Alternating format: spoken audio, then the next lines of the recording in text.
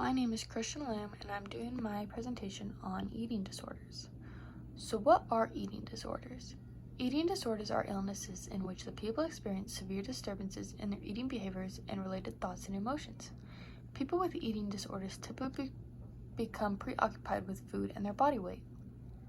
An example of an eating disorder is anorexia nervosa, commonly referred to as anorexia, a condition in which a person reduces eating to the point that their body weight is significantly low or less than minimally expected. In adults, this is likely associated with a BMI of less than 18.5.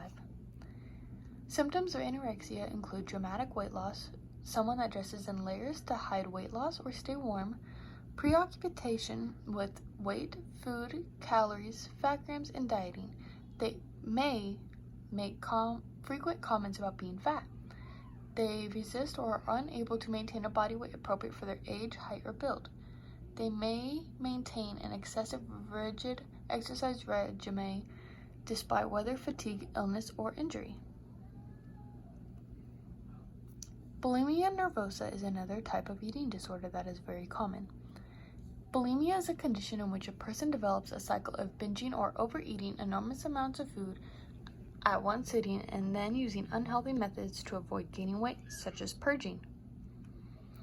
Symptoms of bulimia are including disappearance of large amounts of food in short periods of time. Another behavior of purging, which is common with bulimia, is frequent trips to the bathroom after meals, which is a sign of vomiting. They may drink an excessive amount of water or non-caloric beverages. They may have calluses on the back of hands and knuckles from self-induced vomiting. They may have dental problems from excessive vomiting.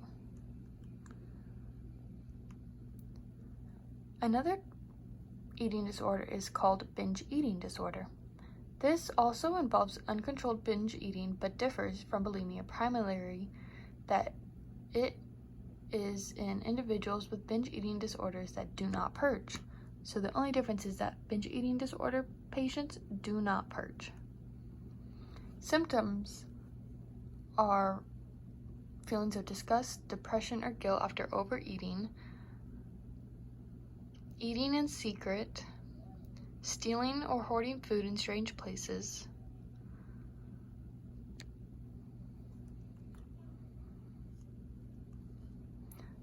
So there are multiple causes of eating disorders. Some still aren't known. The greatest risk factor, although, appear to be someone with an adolescent or a young adult female. If you are one of those, then you have a greater risk factor.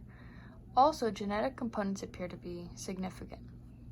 So there are multiple symptoms that someone could have emotionally or behaviorally to signify that they may have a certain eating disorder. This could be a preoccupation with weight, food, calories, refusal to eat certain foods, appears to be uncomfortable eating around others, skipping meals, cutting out entire food groups, withdrawal from usual friends or activities, frequent dieting, extreme concern with body size and shape, frequent checking in the mirror, and extreme mood swings. Some physical symptoms are much more noticeable, and people tend to notice these before they notice any emotional symptoms.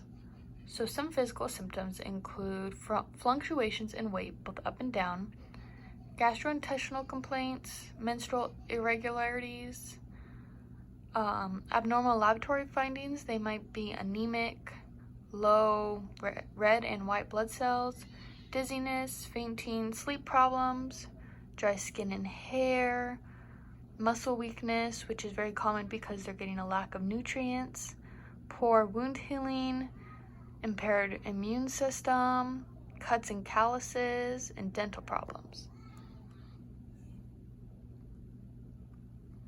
So there's not too many treatments of eating disorders. The main one is hospitalization. And this, they get sent to a hospital, get checked up by doctors, and then they could be sent to a treatment facility where they may spend any amount of time there.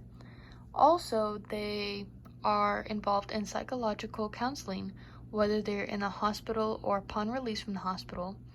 And what I found interesting is only 40 to 60% of those with anorexia make a full recovery. And that is it. Thank you.